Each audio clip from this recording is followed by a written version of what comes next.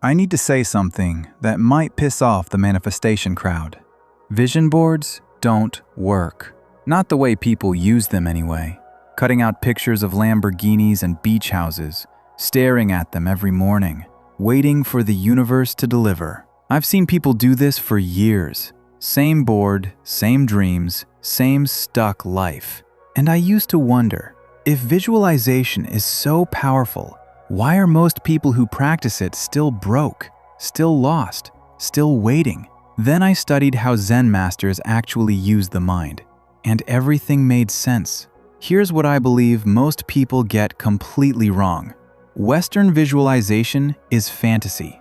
You imagine having the thing, the car, the money, the body, the relationship. You feel good for a moment. Dopamine hits. Brain thinks the reward already happened. And that's exactly the problem.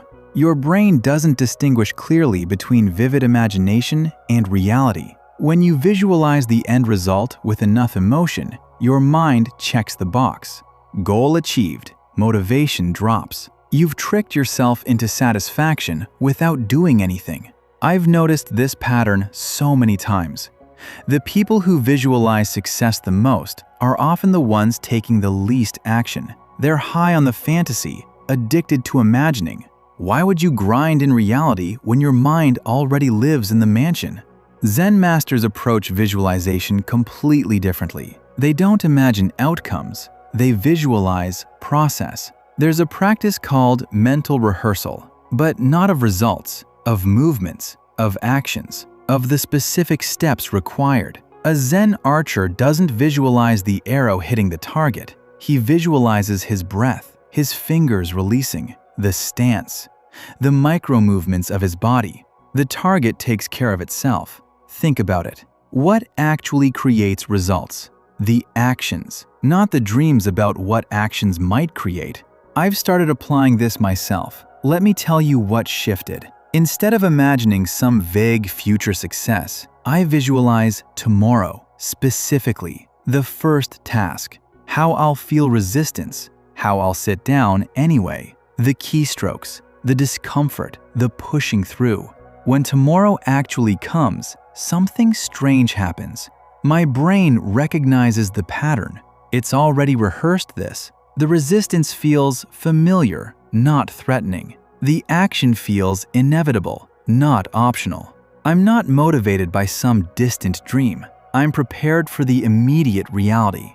Be honest with yourself for a second. How much time do you spend imagining the destination versus preparing for the journey? Most people have crystal clear visions of where they want to be, and absolutely no mental preparation for what today requires. That's backwards. The Zen approach flips it.